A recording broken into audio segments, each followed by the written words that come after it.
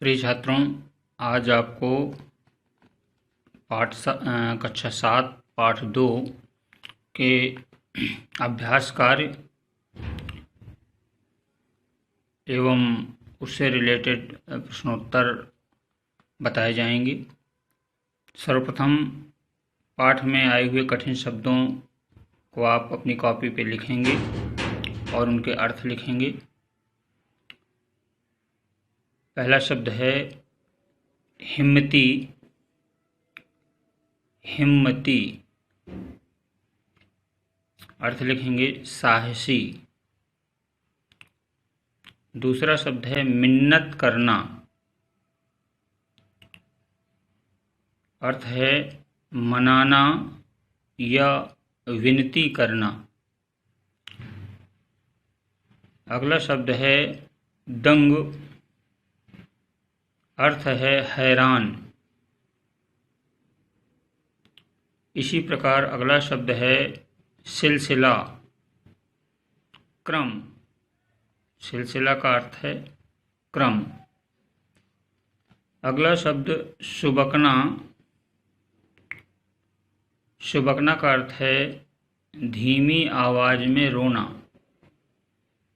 अगला शब्द है कारोबार। कारोबार का अर्थ है व्यापार।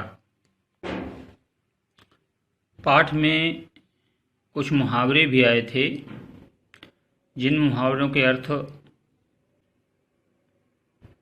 धुन समाना। धुन समाना माने गहरी लगन होना। अगला शब्द है पीठ थपथपाना। पीठ थपथपाना मुहावरे का अर्थ है शाबाशी देना। अगला शब्द है पत्थर की लकीर।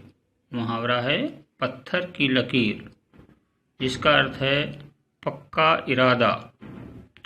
तो इन कठिन शब्दों को आप अपनी कॉपी में लिखेंगे। अब हम मौखिक प्रश्नों में जाते हैं। पाठ के वाचन और व्याख्या के पश्चात इन प्रश्नों के उत्तर देना आसान होगा। पहला प्रश्न है का सुमेरा कैसा बालक था। सुमेरा कैसा बालक था। तो इसका उत्तर आप पाठ में ढूंढेंगे। आइए, इसका उत्तर है सुमेरा साहसी बालक था। सुमेरा साहसी बालक था।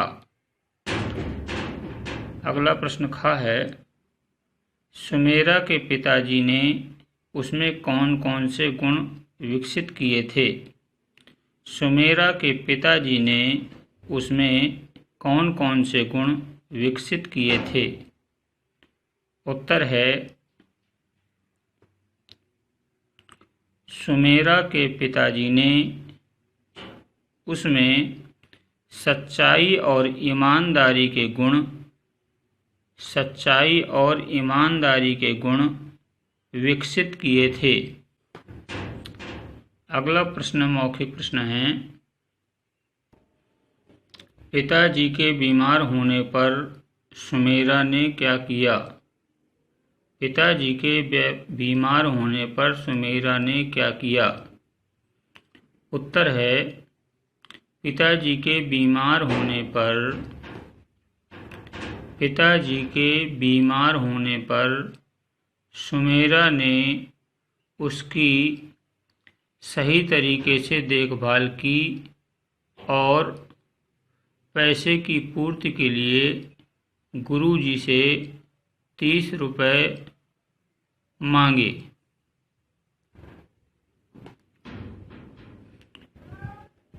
अगला प्रश्न है कुछ लोग सुमेरा का सामान क्यों उठाकर ले गए। कुछ लोग सुमेरा का सामान क्यों उठाकर ले गए। तो कहानी में आपने पढ़ा कि सुमेरा के पास लाइसेंस नहीं था, जिस कारण से कमेटी के लोग उसका सामान उठाकर ले गए। तो उत्तर लिखेंगे उसके पास लाइसेंस बिक्री के लिए लाइसेंस नहीं था, इसलिए कुछ लोग सुमेरा का सामान उठाकर ले गए। इस प्रकार से आप मौखिक प्रश्नों के उत्तर अपने उत्तर पुस्तिका में लिखेंगे। अब पाठ में आपने पूरे पाठ को ध्यान से पढ़ा है। प्रश्न दूसरा है, सही शब्द चुनकर रिक्त स्थान भरिए। विकल्प दिए हुए हैं। पहला है लाइसेंस, कोठी, रुपए, सच्चाई, चकित, ईमानदारी। इन शब्दों, ये विकल्प हैं, इन वैकल्पिक शब्दों को दिए गए रिक्त स्थान में भरना है। पहला रिक्त स्थान है, हमें डैश और डैश से रहना चाहिए। हमें डैश और डैश से रहना चाहिए। तो ऊपर शब्दों में ध्यान दीजिए, एक सच्चाई और ईमानदारी, दो शब्द मिलेंगे जिन्हें हमें भरना है। हमें सच्चाई और ईमानदारी से रहना चाहिए। अगला रिक्त स्थान है, मास्टर साहब उसके कहने के ढंग पर ही डैश हो गए। मास्टर साहब उसके कहने के ढंग पर ही डैश हो गए। यहाँ उचित शब्द चकित भरा जाएगा। तो वो सेंटेंस बनेगा, मास्टर साहब उसके कहने के ढंग पर ही चकित हो गए। अगला प्रश्न है, सुमेरा ने कमेटी वालों को डैश देने से मना कर दिया। सुमेरा ने कमेटी वालों को डैश देने से मना कर दिया। ऊपर जाएंगे, लाइसेंस हो नहीं सकता, कोठी है नहीं। तो हम बात कर रहे थे, सुमेरा ने कमेटी वालों को डैश देने से मना कर दिया। यहाँ भरेंगे, रुपए देने से मना कर दिया, रुपए भरा जाएगा। अगला रिक्त स्थान है, उसने कई बार डैश में झांकने की कोशिश की थी पर राजा कभी दिखे नहीं। कहाँ झांकने की कोशिश की थी? बिल्कुल सही उत्तर, कोठी में। अगला है, तो कोठी भरेंगे इस पर। अगला है, राजा साहब ने सुमेरा को डैश दिया। तो आप याद करिए, पाठ में जब सुमेरा राजा साहब के घर पहुंचा है दूसरे दिन, तो राजा साहब ने उसे क्या दिया था? 100 रुपये दिए थे और लाइसेंस दिया था। तो यहाँ पर चूंकि ऑप्शन में लाइसेंस दिया हुआ है, इसलिए लाइसेंस भरेंगे। अब आते हैं लिखित प्रश्नों के उत्तर में। तो पहले आप लिखित प्रश्न लिखेंगे, फिर उसका उत्तर लिखेंगे। पहला प्रश्न है का, सुमेरा ने पैसे क्यों उधार लिए? प्रश्न है, सुमेरा ने पैसे क्यों उधार लिए? आप उत्तर इसका अच्छे से जानते हैं, एक्सप्लेन में बताया गया था। चलिए अब इसका उत्तर लिखते हैं। जब सुमेरा के पिताजी को लकवा मार गया, जब सुमेरा के पिताजी को लकवा मार गया, माताजी पहले ही संसार से जा चुकी थीं। पिताजी की देखभाल के लिए अपने जीविकोपार्जन के लिए सुमेरा ने पैसे उधार लिए। फिर से उत्तर सुनिए। जब सुमेरा के पिताजी को लकवा मार गया, माताजी पहले ही संसार से जा चुकी थीं। पिताजी की देखभाल के लिए और अपने जीविकोपार्जन के लिए सुमेरा ने पैसे उधार लिए। अगला लिखित प्रश्न है, सुमेरा राजा साहब से मिलने में किस प्रकार सफल हुआ? सुमेरा राजा साहब से मिलने में किस प्रकार सफल हुआ? सुमेरा अपनी कला एवं साहस से राजा साहब के पास पहुंचा। सुमेरा अपनी कला एवं साहस से राजा साहब के पास पहुंचा और जाकर के अपनी समस्या सच्चाई से बताया और राजा साहब ने उसे उसकी ईमानदारी पर 10 रुपये इनाम दिए। इस प्रकार से वो राजा साहब से मिलने में सफल हुआ। अब आते हैं प्रश्न नंबर ग। राजा साहब ने सुमेरा की सहायता किस प्रकार की? प्रश्न है, राजा साहब ने सुमेरा की सहायता किस प्रकार की? उत्तर है, राजा साहब ने सुमेरा को फल बेचने के लिए लाइसेंस दिया और साथ ही उसे 100 रुपये दिए। तब सुमेरा ने कहा, राजा साहब मेरे फल 100 रुपये के नहीं थे। इस प्रकार से लाइसेंस और रुपए देकर के राजा साहब ने सुमेरा की सहायता की। अगला प्रश्न है, सफल होने पर सुमेरा ने क्या किया? सफल होने पर सुमेरा ने कठिन परिश्रम से सफल होने के लिए सुमेरा ने कठिन परिश्रम से कारोबार आगे बढ़ाया। अपने पिता का इलाज करवाकर उसे इस लायक बनाया ताकि वो दुकान पर बैठ सकें और वो कॉलेज में जाकर के पढ़ाई कर सके। इस प्रकार से सफल होने पर सुमेरा ने अपने पिता और अपनी पढ़ाई पर ध्यान दिया तथा अपने लिए झुग्गी झोपड़ी हटा करके 2 कमरों का मकान बनवाया।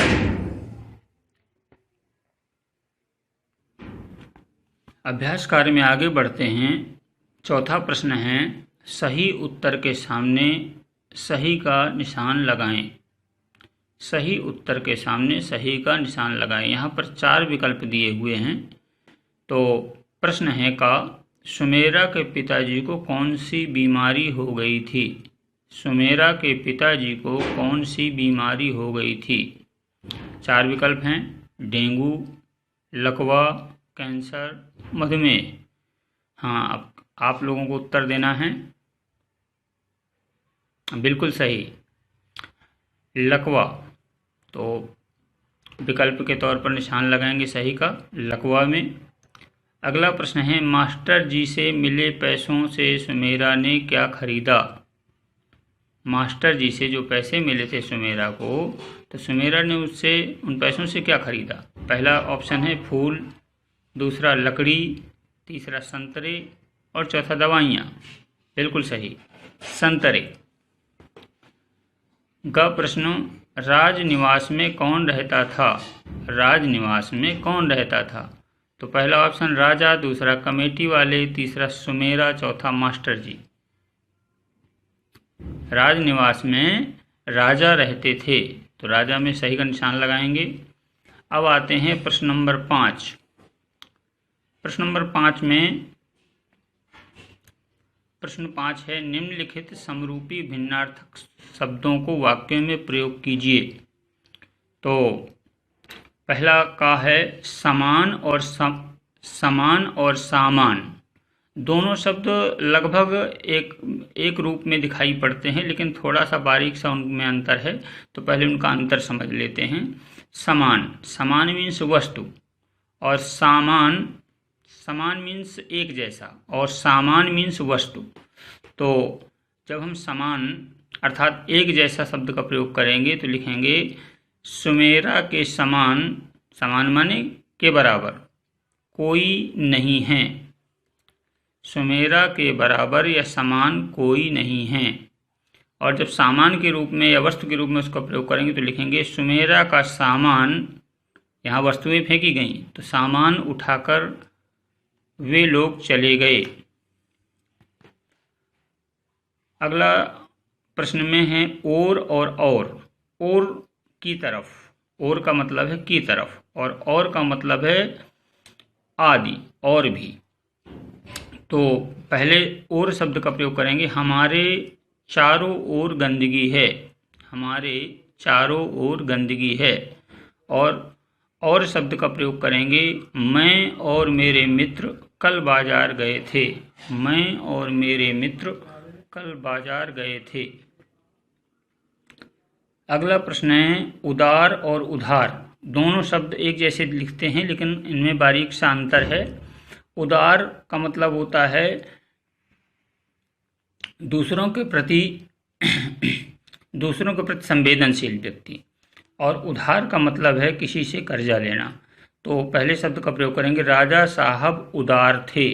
राजा साहब उदार थे। और उधार शब्द का प्रयोग करेंगे, मैं उधार नहीं लेता। मैं उधार नहीं लेता।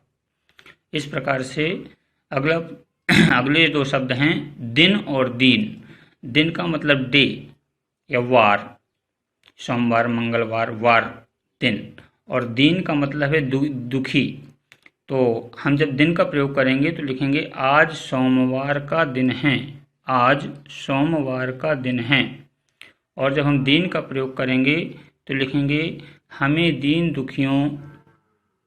दीन दुखियों की सहायता करनी चाहिए।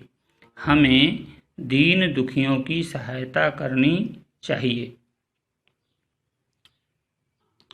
अगले प्रश्न नंबर 6 पर विचार करते हैं। प्रश्न नंबर 6 में दिया हुआ है, निम्नलिखित शब्दों को शुद्ध करके उनके अर्थ लिखिए। तो ये अशुद्ध शब्द लिखे हुए हैं, इनको शुद्ध करना है। पहले लिखा हुआ है का हिममती, तो ये शब्द गलत है। सही शब्द होगा हिम्मती। हिम्मती। और उसका अर्थ होगा साहसी, हिम्मत वाला, साहस वाला। अगला शब्द चकित दिया हुआ है। चकित शब्द गलत है, इसका सही उच्चारण होगा चकित। चकित। चकित मीन्स दंग रह जाना। ग है दंग। दंग। दंग नहीं होता, दंग होता है। दा में अंग की बिंदी लगेगी, यहाँ चांद बिंदी नहीं लगेगी। दंग मीन्स होता है चकित। फिर अगला शब्द दिया हुआ है मुश्किल। मुश्किल। तो मुश्किल शब्द सही नहीं है, होगा मुश्किल। मुश्किल, कठिन। अगला दिया हुआ है एकमात्रम। तो एकमात्रम गलत है, एकमात्र होगा। एकमात्र। एकमात्र मीन्स होता है बहुत कम।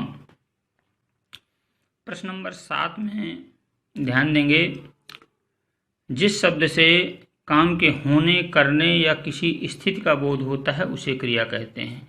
ये हिंदी व्याकरण में क्रिया की परिभाषा है। किसी कार्य के होने या करने का बोध हो उसे क्रिया कहते हैं।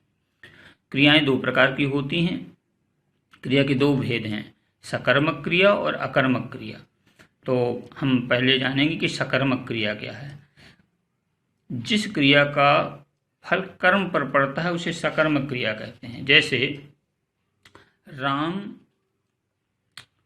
किताब पढ़ता है, तो पढ़ना कर्म का फल किताब पर पड़ रहा है, इसलिए ये सकर्मक क्रिया है। और अकर्मक क्रिया वे क्रियाएं हैं जिनके प्रयोग में कर्म की जरूरत नहीं होती। जैसे राम हंसता है।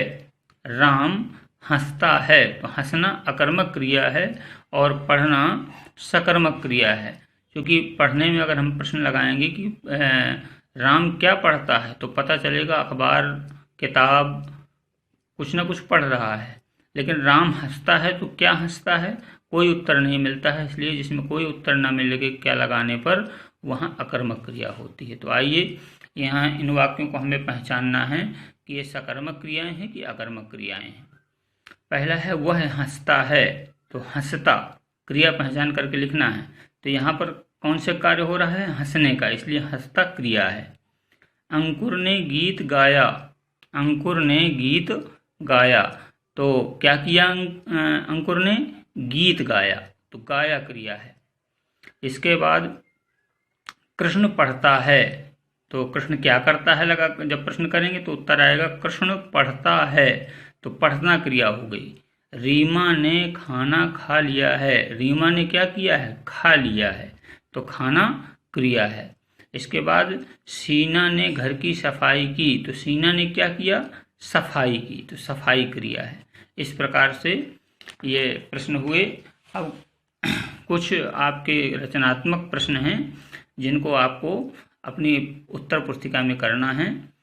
अपने जीवन की किसी एक घटना का वर्णन अपने शब्दों में कीजिए जब आपने साहस से कोई कार्य किया हो या कुछ प्राप्त किया हो। तो अपने जीवन की तमाम ऐसी घटनाएं आती हैं जहां पर आपने बड़े ही साहस के साथ काम किया होगा और आपको सफलता प्राप्त हुई होगी। जैसे कई बार क्या होता है, बच्चों के अंदर परीक्षा का नाम सुनकर के बड़ा डर जैसा होता है, लेकिन आप में से बहुत सारे बालक ऐसे हैं जो बिल्कुल बिना डरे अपने संपूर्ण पाठ को अच्छे से तैयार करते हैं और निर्भीकता पूर्वक परीक्षा में आते हैं और परीक्षा देकर के अच्छे मार्क्स प्राप्त करते हैं। तो इस प्रकार की और भी घटनाएं हो सकती हैं जिन्हें आप कम से कम 100 शब्दों में एक पेज में लिख करके रखेंगे। दूसरा प्रश्न है, जानकारी प्राप्त कीजिए पाठ में राजा किसे कहा गया है, राजनिवास का वास्तविक अर्थ क्या है। तो यहाँ पर जैसे आप समझ सकते हो कि पाठ में राजा किसे कहा गया है। अब वर्तमान में प्रजातंत्र है तो प्रजातंत्र में व्यवस्था चलती है कि दिल्ली का राजा या तो प्रधानमंत्री होता है या वहाँ अगर दिल्ली प्रदेश है तो प्रदेश के मुख्यमंत्री हो सकते हैं।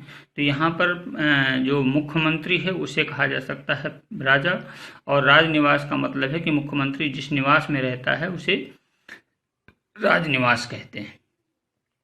पाठ में जिसे राजा कहा गया है उसकी कुछ जिम्मेदारियों के संबंध में भी जानकारी प्राप्त कीजिए। पाठ में जिसे राजा कहा गया है, सपोज दैट वो मुख्यमंत्री हैं, तो मुख्यमंत्री का दायित्व तो बनता है, जिम्मेदारी होती है, तो उन जिम्मेदारियों को आप समझ सकते हैं और अधिक जानकारी प्राप्त करके मुख्यमंत्री के क्या कार्य हैं और क्या जिम्मेदारियां हैं, क्या अधिकार हैं, ये सारी चीज़ें आप जान करके और उसको नोट कर सकते हैं। इस प्रकार से आपको इस पाठ के प्रश्नोत्तर, रिक्त स्थान और अभ्यास कार्य को पूर्ण करना है। धन्यवाद।